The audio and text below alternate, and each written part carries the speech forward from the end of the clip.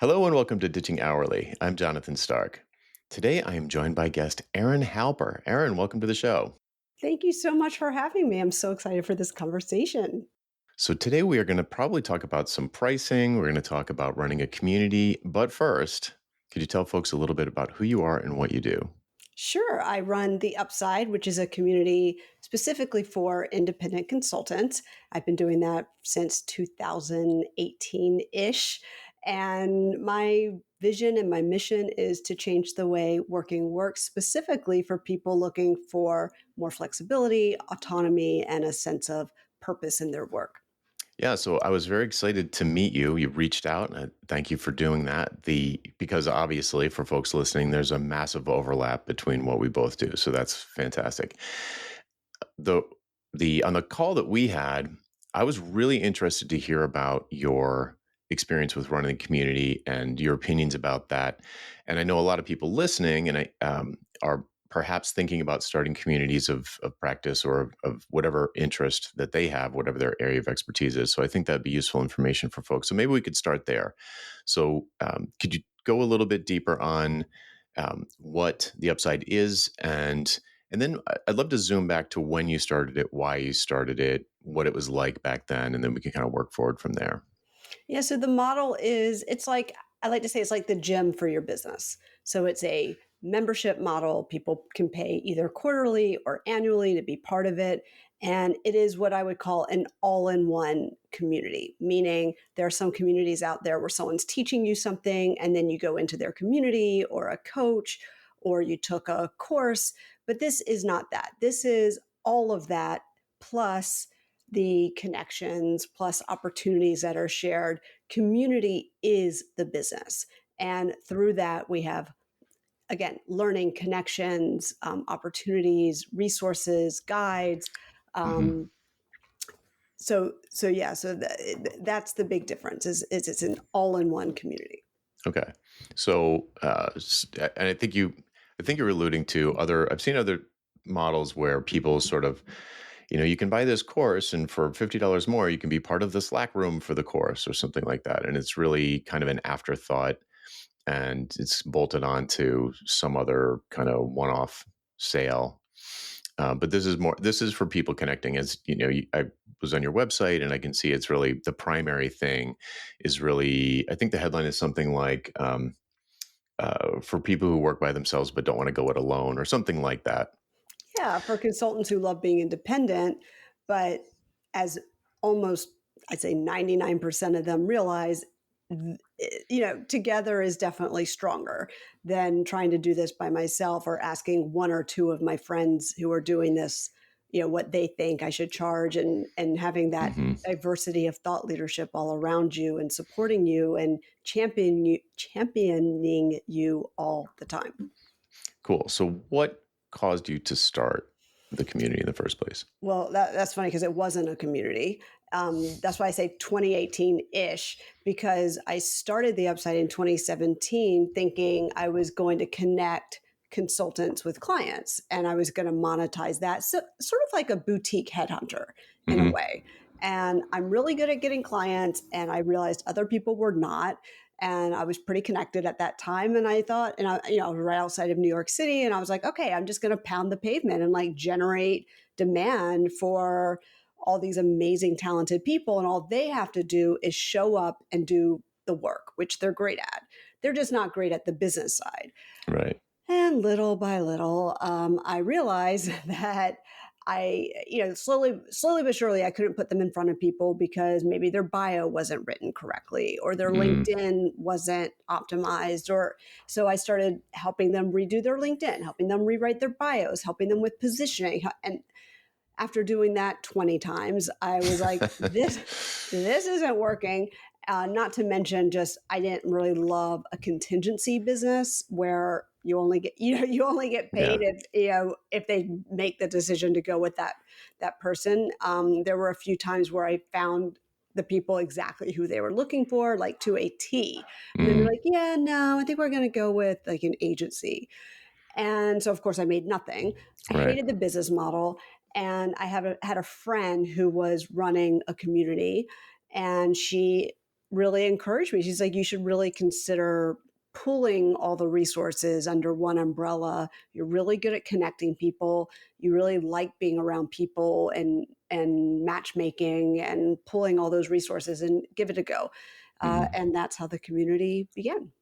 Cool. So did you ooze into this different model, or did you like stop the old thing, start the new thing? It was a hard stop. It was like a hard stop and full reset. I took a month off, Mhm. reworked the whole business model, and then literally, I mean, it was the same name and the same vision and obviously the same founder, but it was starting over. It was like 18 months in the garbage can a little bit, although it was great, as you know, failures are. It was great for learning, and it was great for collecting data and understanding who the audience was. Because I definitely went into this thinking it was one type of person. And then once the community came to be, I realized there's a lot of different types of people in this space, not just the one I thought it was for. Mhm. So definitely learned a lot, but it was a complete and total restart. Wow. Okay. And was it so you sort of described what it is now. Is that how it started, or did it morph over time? As being an all in one. It was always all in one. So it Mhm. was never Erin Halper, the teacher, and then you get plopped into a community. It was always community first. And that was hard during those years because there weren't communities out there. It was really hard to explain what it was. And there was a lot of friction around what am I getting? I don't understand what a community is. Now, of course, the good news is I don't have to explain what a community is because people understand what that is. Now the friction is around how are you so different than all these other things out there? Because a Mhm. lot of people just, started saying, well, I'm going to start a community, which I think is great. Um, but now I have to differentiate us. I have to work harder to differentiate the upside against some other communities, and it's just interesting how that shift over time happened. Yeah, it seems like I don't know if it's confirmation bias, but it seems like they're cropping up like mushrooms. But for people listening, I think that is a trend that's going to continue. This sort of post COVID online community model. It doesn't feel. I mean, they're going way back. There was IRC chat rooms, and I think there's this need or desire for people to connect. I mean, it's obvious to say that, but online just becomes more and more like real life, and so it makes sense for communities to exist in the virtual space or digital space, whatever you want to call it, online. So I don't really see. In case people are wondering, like, oh, I was thinking about starting a community, but Aaron's saying that there are so many now that differentiation is the real problem. It's like I don't think we've hit peak community yet. I guess is what I'm saying. Yeah, and I think it's, someone mentioned that there's been, they're predicting sort of a community correction because so many people have started them thinking, so the joke is, I always say it takes a lot of makeup to look this natural. And the joke, the joke being that communities that run really smoothly, that look really easy, those are the ones investing the most in infrastructure and people and the back end. They're really hard to run well. It's really hard to build and run a very high quality community. I think it's easy to run a $30 a month Slack group or something, like that's a different type of thing. But Hmm. then you need volume. And I knew that in my world, in your world, there's only so much volume of people doing this. So I knew I wanted it to be really high quality. Plus, that's just how I'm a quality over quantity kind of person anyway. Yeah. So that's what we always focused on, and it's the type of people that appreciate what we do too. So So for someone who is thinking about starting a community, what would you say the surprises are going to be? So, or what did you learn early on that you were surprised by that they perhaps should go into it with open eyes? the good news is now there's best practices, but when I was doing this with a couple of my peers that were all still friends, like we were all just kind of figuring it out as we went. Like there just really weren't best practices out there. Now there's consultants who specialize in this and all sorts of information out there. There's courses you can take, but when we were Hmm. doing it, really was the wild wild west. I would say number one, don't even play with the word scale. Okay. Just don't. Just stop saying it. Don't play with it. You have to get your infrastructure so tight and so well run before you can even think about scaling. Hmm. And I think that it's not a mistake I made, but it's a mistake I see other people make. They're so focused on scaling. I'm like, but you don't even have a system yet for, what's your system when someone says I want to cancel? What's your system when Yeah. someone asks you to meet with you and learn about your community? Like, what is your system? What is your community? They don't have anything in place, or they want to raise capital and they just see dollar signs. So I would say the big mistake is, if you are doing this for money, just don't. It's just don't. Just have the self awareness to know that that's what you're doing, because the ones that do it for money don't tend to find success. Or don't call it a community, call it something else. Right. Be something Hmm. else. Yeah. If you want to have recurring revenue, that's awesome, but don't call it a community, because a community, there's heart in a community. It's sort of like that nonprofit heart with a for-profit bottom line, but it takes a lot of heart and soul to build a real community. If you want to build a networking group or coaching cohorts, that's a different thing, and go for it. But I Yep. think the problem is people see dollar signs, they start doing the math on the upside. They're like, "Oh, that, she's making a lot of money," and but I'm like, "But you don't know how much I'm spending to make that money. You don't know what my Yeah. head count is. You don't know how much we're investing all the time back into the community." Hmm. And I never did it for dollar signs, and I think it shows. And I think our community members would say, "Oh yeah, you can tell this is done the right way and with a lot of heart." I think Hmm. also people choose the wrong platform, so they get penny wise and pound foolish. Hmm. And I would say pick the right platform first, even if it's going to be, a break even month or whatever. Having the right platform, whatever you choose, that's right for you, but having the perfect platform for the type of community you're building Hmm. is so important, because it's expensive and really difficult to switch later. Yeah, that's for sure. And I see a lot of people say, "Oh, well, I wanted to do this one, but it was too expensive." And I mean, is it a business or a hobby? Like, you have to invest, before in your technology. I mean, you know that you come from that world. Like, you best invest in the right technology and the right tech stack from the beginning, because it's so complicated to switch later. That is definitely true. I just helped someone do that sort of a migration from a Slack based community to Circle, and it's super complicated. Yeah, we It did it. Yeah, is that I know. We did yeah. it because Circle didn't exist when I started Right. this. Right. So I didn't have a choice. There weren't a lot of choices out there, and the paid tech options just weren't good. They were clunky. They were just not for me. And so I was like, yeah, I'm just going to stick with the free until something comes out that I think is worthy of our community. And Hmm. I communicated that with our members. I said, don't you worry, like, we are looking for like a private paid platform, but I'm not going to just switch to anything. And then when Circle Hmm. came out, that was it.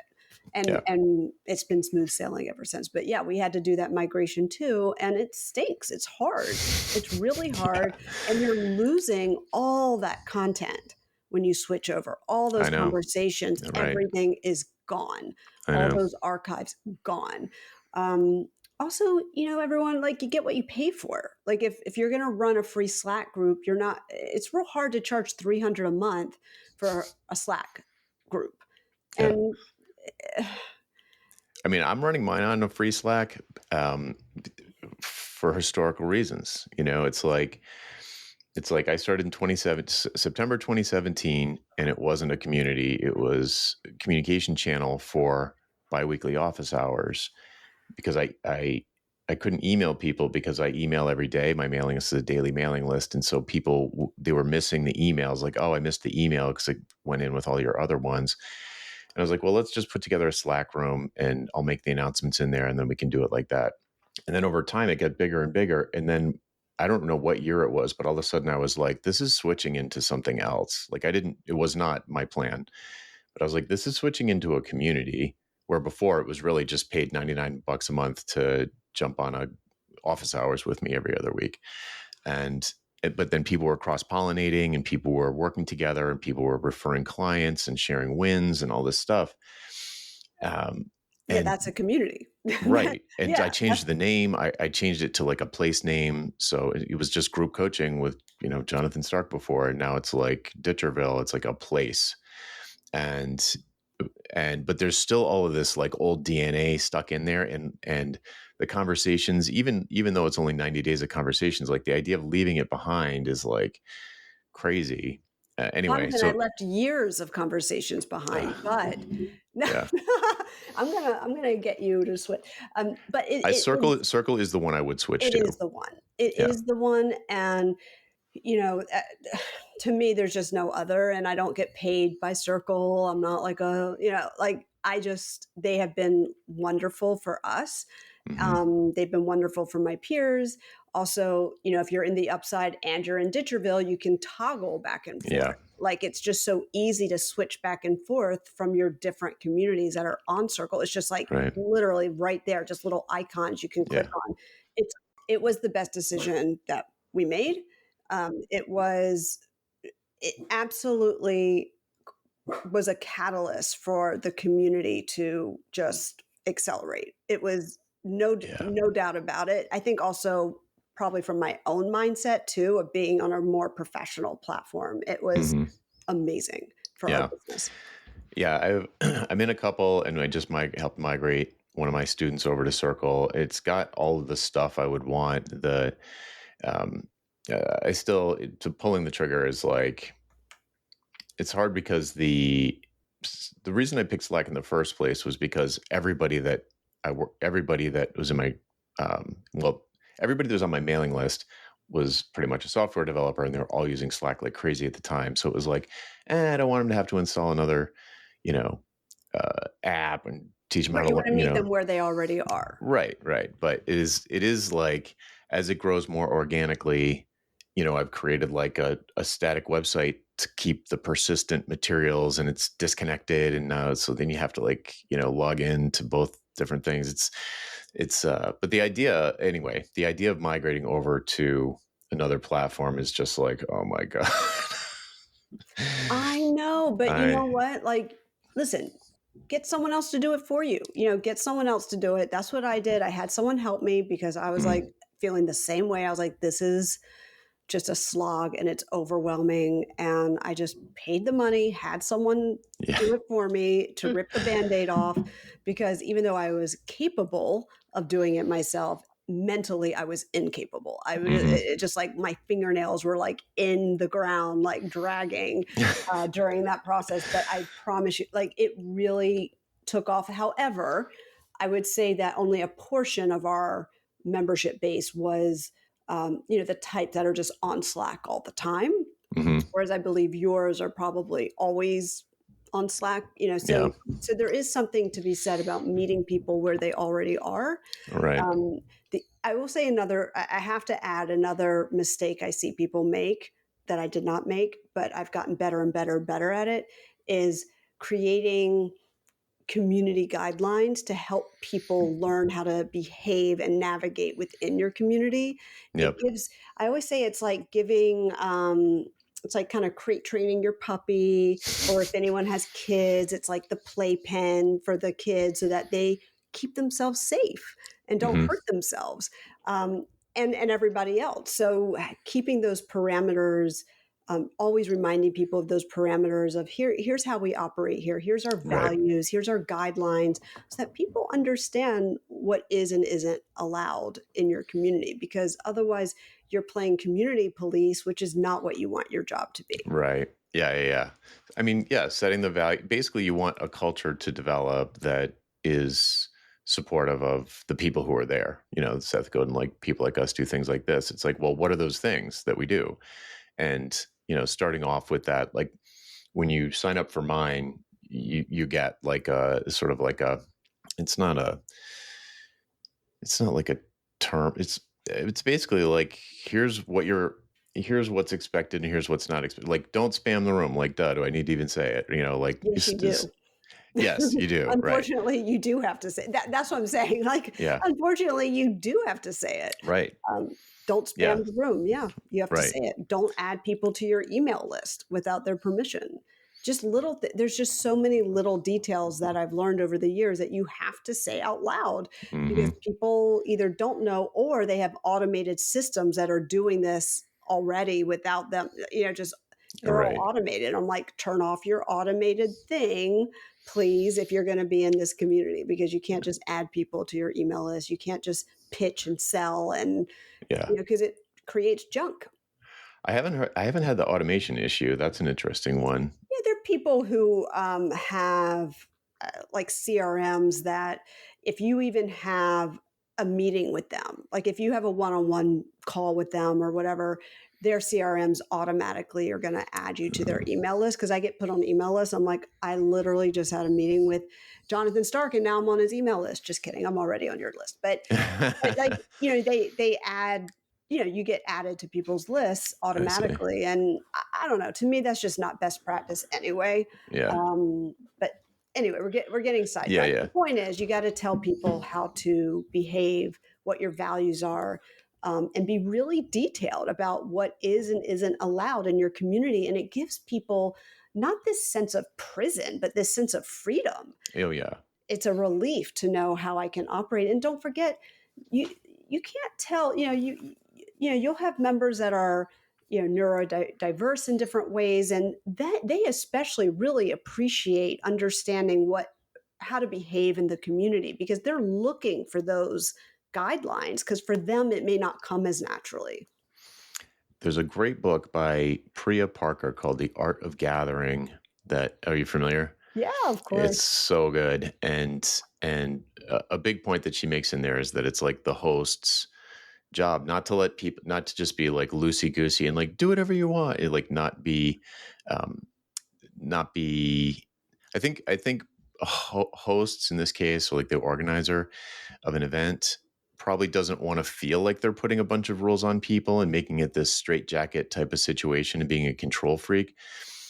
But Priya lays out an excellent case in the book how not doing that is ceding that control to like the bullies in the room or like the loud mouths or whatever, and then they just dominate the whole event. And it's the organizer's job to connect people, but also to like get to lay the ground rules. Say like this is the game. Like these are the rules of the game. If you want to play this game, these are the rules. And it really changed my mind about that. So I encourage people to lay groundwork and rules. If you're going to have a community, just say like what's allowed, what's not allowed, but also read this book because I think it is super helpful for folks who are having, running a community, whether it's not an event, but still, I think there are a lot of similarities. Yeah, and one last thing I will say for anyone who wants to build a community, please don't think that you're going to build it and set it and forget it. You need to be involved. People are joining because of you. There's no one that joins Ditcherville if they don't feel aligned with Jonathan Stark, like flat out. No one's joining the upside if they don't like what Erin Halper has to say. They're there for you as well. Yes, they're there for your office hours, but they're there for all of it. So I have met people who are like, I'm going to build a community in addition to my coaching or in addition to whatever else I do, because I'm trying to build something that doesn't require me. And I'm Hmm. like, you're building a community that doesn't require you. I'm like, that's the opposite. And that Yeah. goes back to having the heart and really wanting it for the right reasons. Yes. So let's dive a little bit into the content of what people would find in there. I'm specifically interested in that in what your not position, but like what's your worldview about pricing for independent consultants? Oh my God. I mean, this is how much time do we have for this conversation? Um, Ask me like, what is your specific? I want to get really specific on what Okay. you're looking for because this is like a very big conversation. I want to make sure I'm answering exactly what it is that you are looking for. Okay, totally fair. So I'm curious for our listeners how much overlap we have in our pricing philosophies, and if there are any differences, why we have those differences. So, So yeah. yeah. Now I got So, it. No, all right. Okay. Okay. Go I for it. got it. Okay, so on one end of the spectrum is Jonathan Stark. It's like all about value-based pricing. And it's like value-based pricing or die. Like that is like it's like that is like the holy grail, right? Is the value-based pricing. And that is the case for most of what we do inside the upside. But I do think there's nuances to people's risk tolerance and lifestyles, and what they're building that goes into the pricing structure. Forget what they charge, but it's more how they charge. Hmm. So I always give the example because this is a true story that when I was consulting, it was a long time ago. I was 30, 31 years old. So a very long time ago. And Hmm. I charged by the hour because it, it suited what I needed at that time, which was I wanted to work around 20 hours a week. I was working in private equity in Manhattan. I was trying to get pregnant. And then I did get pregnant, and there was something wrong with the baby. And he is fine. He turned out great in the Mm. end, but it required multiple surgeries and hospital Oh my stays, God. which, of course, if anyone's ever been through that, it means just weeks at a time, doctor's appointments and checkups. And it just was insane, not Mm. to mention trying to deal with my own health. And I had a marriage and this, just all the things. I was not thinking about value-based pricing at that time.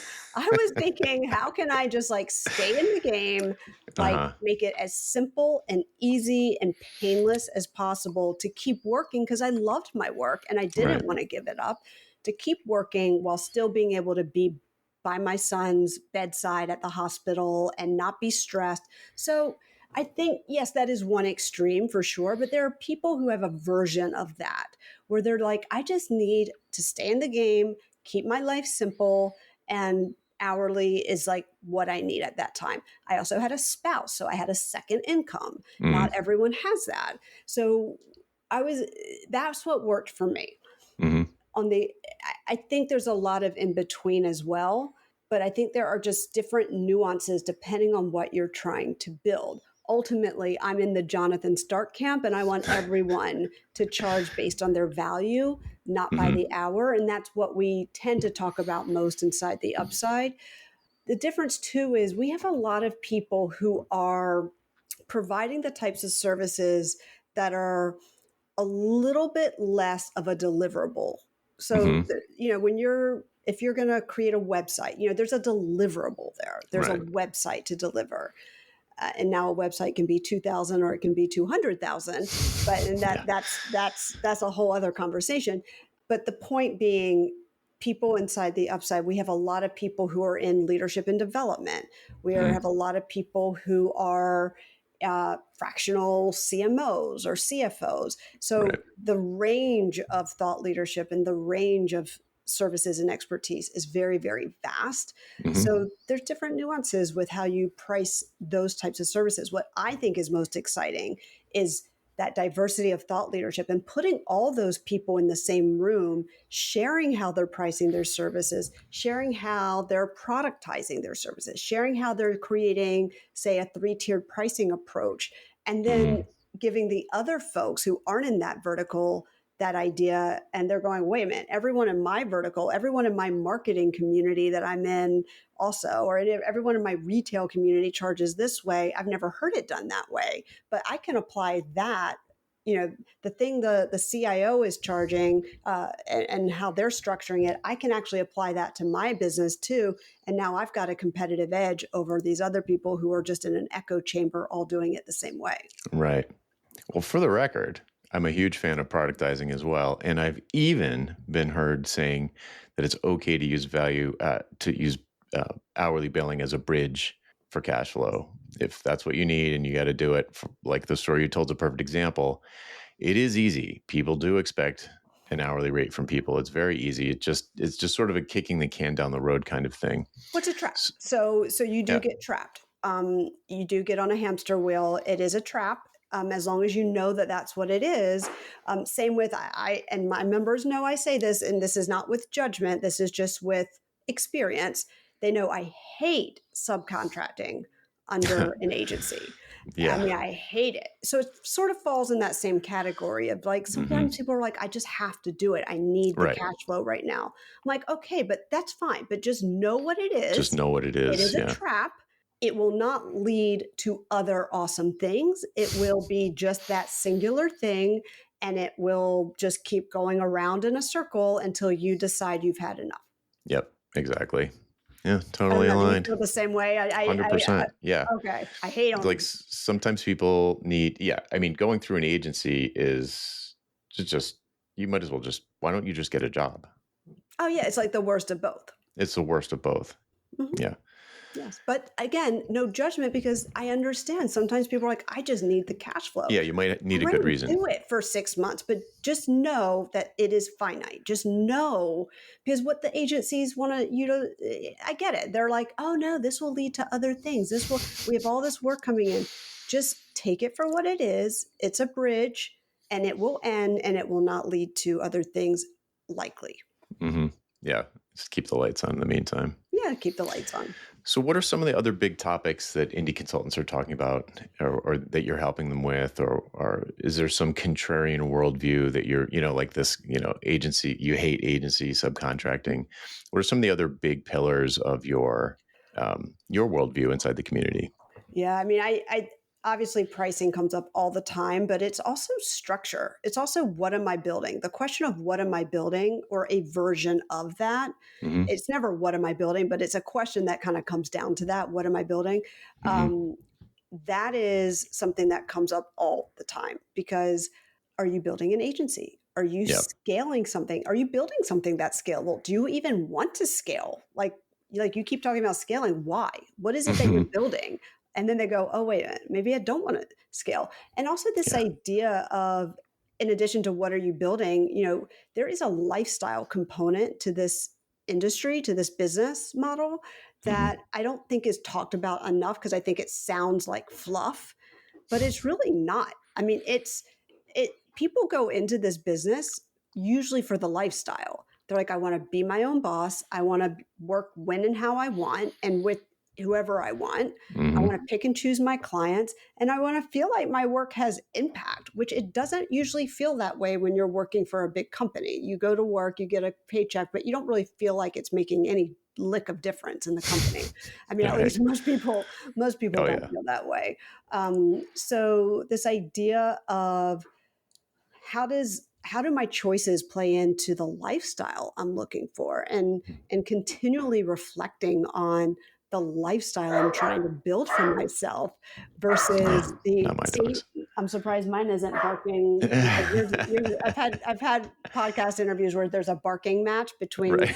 your Yeah. dog and my dog and they're just barking at each other and then we get nowhere. So I totally understand. They like to um, participate. mine's sleeping right now. Thank goodness. Um, we talk a lot about also wins and Yeah. not just wins in a bragging standpoint, but we call it wins in gratitude because Mm. there is no one that gets a win in this business without the help or support of somebody else. So I think that encouraging people not only to share their wins and to celebrate one another's success and champion each other's successes, but to also acknowledge the people in the community who helped you along the way, who Hmm. helped you negotiate a better deal. We have lawyers in the upside who have started their own law practices, boutique law firms. They'll hop on a call and help people because they're getting help on marketing. They're getting help on the things they're not good at. Mm. And for them all to give back to one another with their various expertise, it's just kind of this proverbial, what goes around comes around Yeah. Yeah. mentality. Yeah. And then acknowledging when somebody helped you out. Nobody is sharing a win without saying, and thank you to this person who was at office hours and gave me the idea to blah, or gave me the script to ask the big question, or introduced me to that person at CNBC, or whatever it is. Um, I think that's really, really important in our community. That's a big Hmm. value of ours. And I would say also a structure of visibility is really important because we're all people who are very, very comfortable behind the scenes helping others achieve success. And you and me both, by the way, I'm guilty of it too. And I don't want to be out there with my face all over the place. But guess what? It's good for business when you're an expert in what you do. And positioning matters when you're trying to Yeah. charge a lot of money. So going Hmm. back to the website that's 200,000 versus $2,000, what's the difference necessarily? Okay, maybe that's too big of a gap. Let's go 5,000 and 25,000.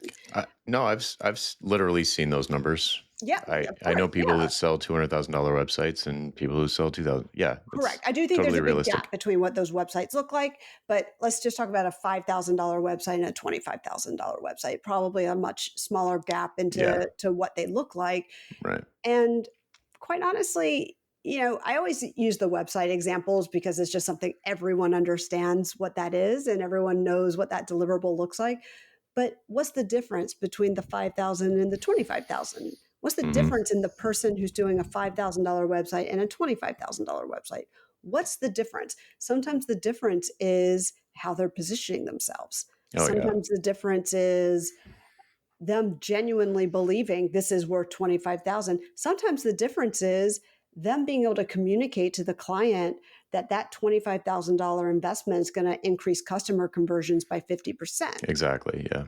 The outcome, we talk about this all the time, the Hmm. outcome based pricing. So these are all conversations that are Yeah. discussed constantly inside the upside. Visibility, positioning, how you describe what you do, differentiators, pricing. Hmm. It's and it never gets old because it's constantly evolving.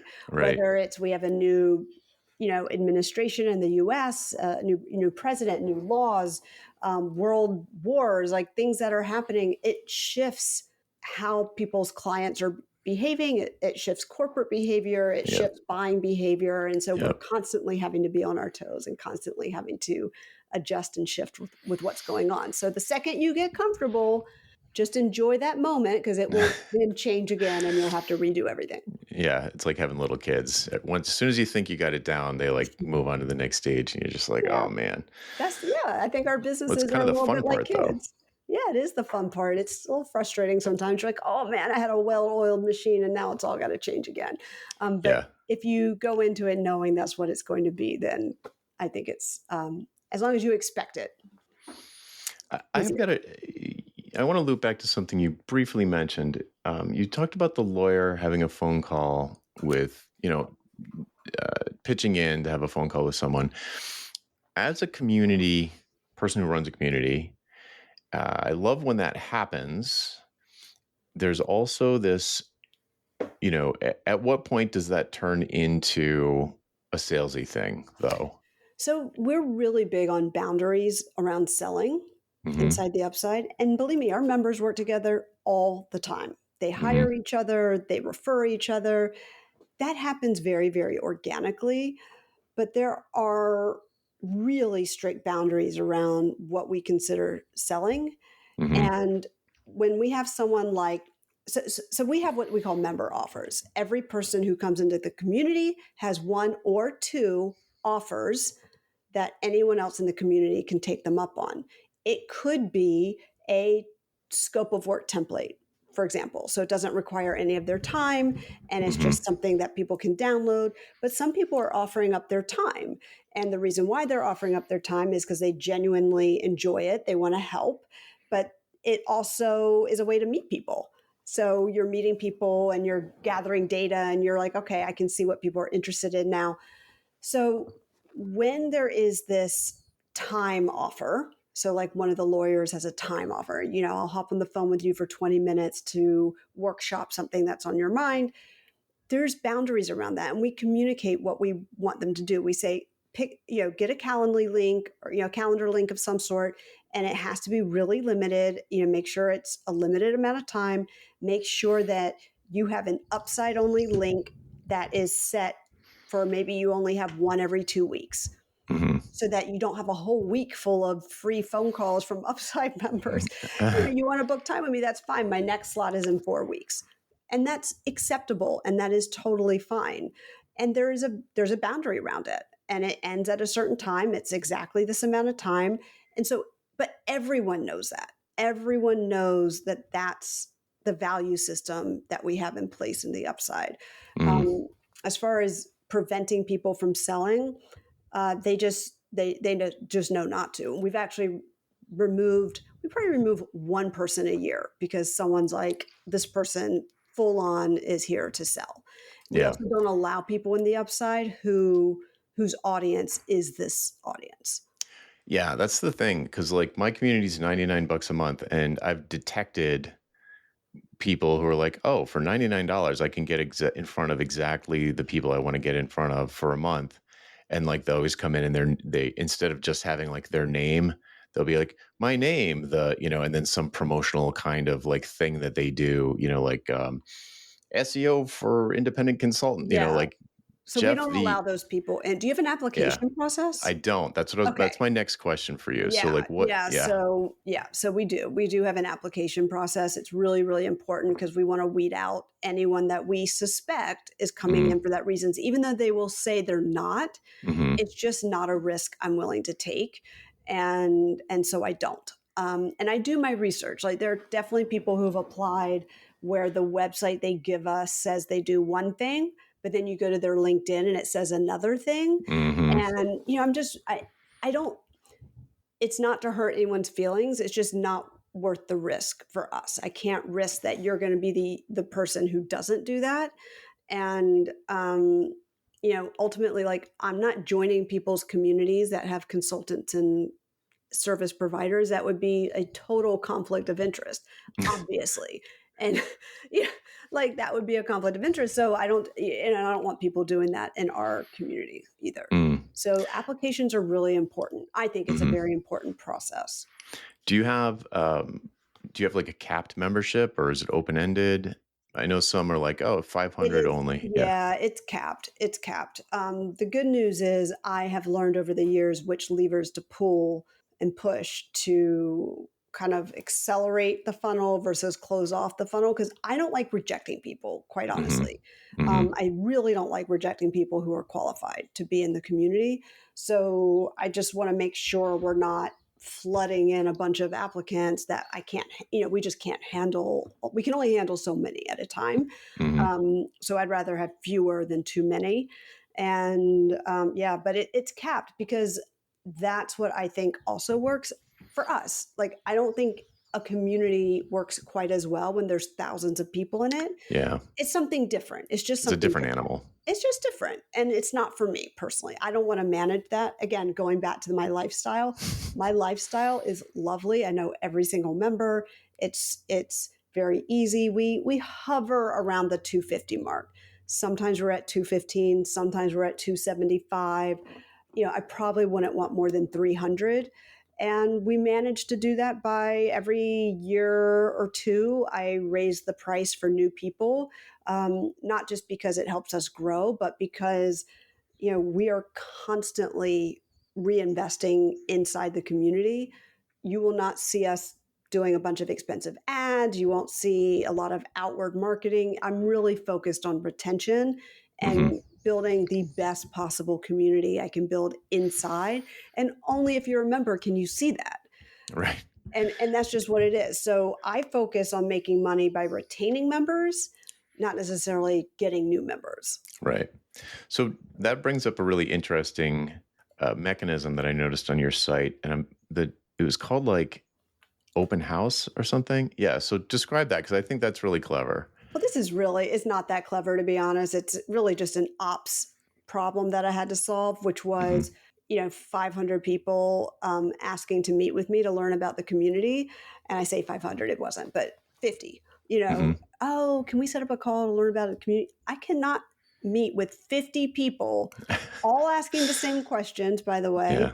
Yeah. You haven't gone to the website. They're saying like, "Oh, what's the pricing?" Literally on the website in 6 different places.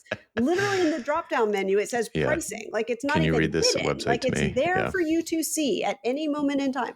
So I finally just said, you know what?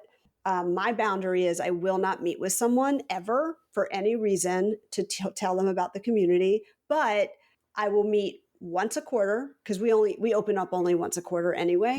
So Mm-hmm. once a quarter I host an open house. It is me there, like just like this. We're all talking and hanging out, and I'm giving them a tour of the community and answering everyone's questions. We have members there as well who have volunteered to come and answer questions from their Oh, cool. perspective. And there's just no better way to get a look and feel of the community, because talking to me is talking to someone who's extremely biased. Like, this is my business. Like, you need to talk to people who are members and who are experiencing this and ask Yeah. them questions. Like me, I'm the probably the wrong person. I'll give you a tour and I'll answer some of your technical questions that aren't on the website, but really hear it from our members, and that's how the open house came about. It really was just a way to scale my time. I love that idea. That's really cool. Yeah, I mean, I'm Very sure cool. you get that too, where it's like, can we meet? I can learn about this or that, and it's I actually don't, because I think because the price point's lower and it's like it's monthly, and I think people just try it, and so there's no application process. It's very, but like talking to you, I'm like, oh, I like the idea of that. You have the same kind of personality as me in terms of like, I'm not going to just do a bunch of work to do a bunch of work. I want it to like be leveraged somehow. And so like the idea of having a quarterly open house is like, I mean, it might not seem clever to you, but it seems like genius to me. So I'm well, like, come to our next open house. You can be a guest and just be a fly on the wall, see how we do it. Like, you're more than welcome to come and see it. I've invited a lot of people from Circle. So Circle has its own community of community yeah. builders. Hmm. So I've invited all of them. I'm like, you are welcome to just come and be a fly on the wall. I did not think it was intelligent or genius in any way. It was really just a way to like Self-preservation. to be like, it was literally self-preservation. I was like, I cannot keep having these conversations, and I was Yeah. dreading them. So you are welcome to come be a fly on the wall, check it out, see how we do it. I've done it, god, it's probably like 18 times at this point, 15 Thanks. times. Like, Yeah. I've done it, so I've really tightened it up over the years. And you know Yeah, I'll it's definitely check that out. still a work in progress. I change it a little bit every time. I love that idea because it's like, because I end up getting questions once someone joins. They'll be like, "How? Where do I find this? Where do I find that? What's okay to say?" And like, even though you get the onboarding documents, they don't either read them or retain them or some. I think an interactive live thing would really get the message through a lot better. I really like that idea, and it opens it up to the outside world. It's not just Mhm. people who are already in. So yeah. What were you Well, going to here's say? another thing. So, two things. This is why I do it quarterly versus monthly, because onboarding people is a process. It's a process, and it does affect retention. How you bring people in affects how long they stay. It affects their experience inside the community. You know, I always tell people at the open house that you join the upside. It is a red carpet, white glove experience. Like, it is first class all the way, and we put a lot of effort into onboarding you. You are treated like a VIP. We don't just throw you in, but it's once a quarter. So it's only four Hmm. times a year that I'm doing that. I would not be able to do that every single month. Yeah. And the other thing is, I would say that when you have an application process, you don't want to be reviewing those every single month. I find So that you only open up monthly, applications quarterly. quarterly. Yeah. So four Interesting. times a year, I'm reviewing applications. Four times a year, I'm hosting an open house. Four times a year, I'm promoting Hmm. through our newsletter. So it's very, very cyclical. I think monthly works well with a lower price. It creates lower friction, but then There's a lot more churn. there's a lot more churn, and there's a lot more you get riffraff. Yep. Quite honestly, like, you have to police it differently Yeah, we than don't get too much. We don't get too much riffraff with the exceptions that I mentioned, where people are like using their name to advertise their services. It doesn't happen that much, but I do get a lot of people who there'll be something that they learn is inside of the community, and they'll just basically pay $99 for it, and they'll join, and then get the thing and immediately cancel. And it's like, well, and I don't think they think anything of it, because that's the deal. I mean, that is the it's deal. I didn't say, transactional. yeah, it's transactional. It's like, but I don't want that person even like but but most of the people in the room, I don't want that person with those people. Like that person is fine. Like what they did, I think is fine. I don't really prevent it. I don't do anything to like um, uh, discourage that behavior.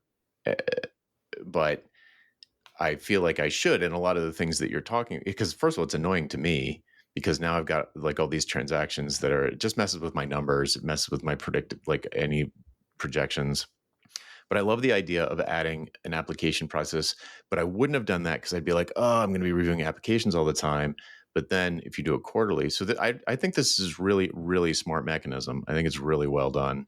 Thank And you. I mean, and warning people, I'm going to copy it. So if you want to get in please easy, do. get in now. I can't imagine doing this quarterly. I can't imagine onboarding people. Also, when you, I mean monthly. When you do Yeah. it quarterly, you're able to give people a much better VIP onboarding experience. We have Yeah. a new member meetup that, so the open house is sales, and they know it is. I say at the very beginning, if you're here, it's either because you are just so curious what an open house is, like maybe you will be if you Right. want to be my guest one day, or you're curious about the upside. You are here to learn about the upside. I'm not going to teach you anything. Like Hmm. you're not learning the 3 best practices of pricing. Like no, no, no. I This is literally a tour of the upside for people who want to join the upside. I make it very, very clear that's what it is. The new member onboarding is where we teach our guidelines, where we teach our boundaries, our community guidelines, how to behave inside the community, what we consider spam and selling and what not to do, Yeah. what to, that is only for people who have joined, and they Hmm. get it either like within the first few days of joining the community. We have that new member meetup, Mm. and we in the new member meetup, not only am I there teaching them those guidelines and teaching them how to navigate the community so that they're not overwhelmed, but I'm also matching them with people inside that event, and they have a breakout group and they get to know people in a very structured environment. So then they're leaving with some new connections that they made. They think they're coming, they're just, it's an onboarding thing, but Yeah. Yeah. Yeah. they're actually meeting people too. And the connections, the rooms I'm putting them in are already curated. Hmm. So Yeah. again, what the application process does is it gives me data on everybody so that when it comes time to create those rooms, I know who's who. I know what their passions are. I know what their hobbies are. I know where they live. Hmm. I know everything about their businesses that I need to know to put the right people in the right rooms together. So they leave that new member meetup going, oh my God, I just met this Jonathan Stark person. We have so much in common. This is so cool. But it was Yeah. extremely intentional and curated, but I could never do that every month. Right. Yeah. I mean, I do it on sort of a ad hoc. It's automated. Like so, I have things automated, but it's just happening on this rolling basis. But I here's another great tip. I think for people, for anyone listening, like why do I think this other excellent piece of advice is for new members to immediately connect them with someone else because that I try to do that in Slack when people introduce themselves in Slack.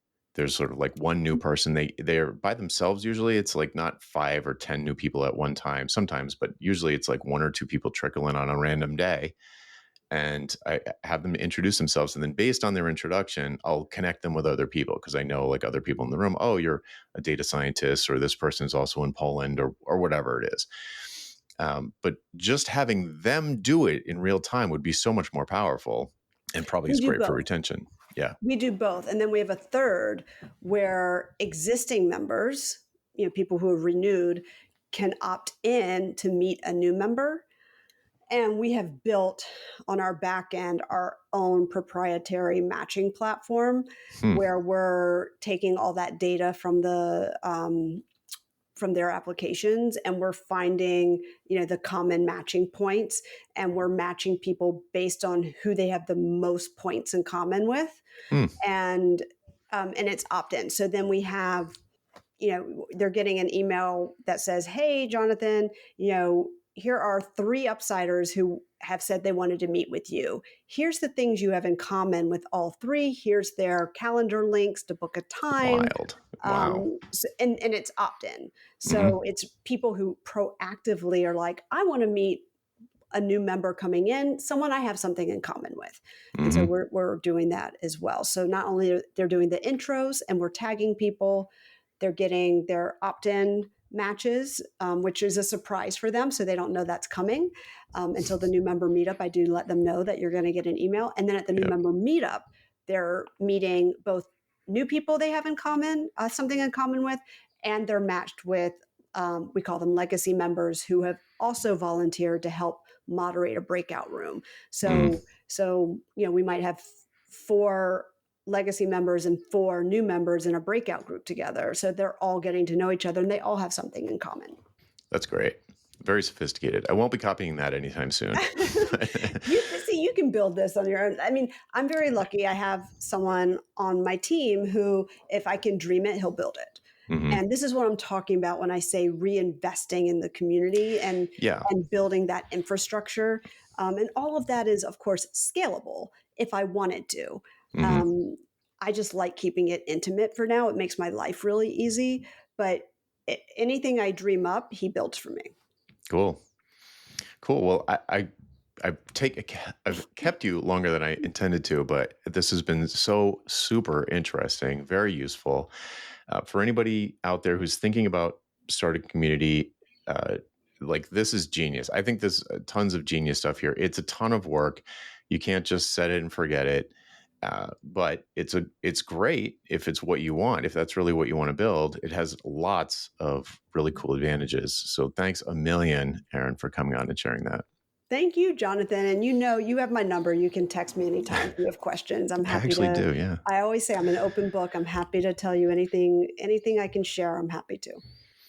Cool. All right. Well, this has been fantastic. Where can people go to find out more? What's the URL? It is betheupside.com. Like at BE, the upside. Yes. All right, folks. Well, that's it for this week. I'm Jonathan Stark, and I hope you join me again next time for Ditching Hourly. Bye.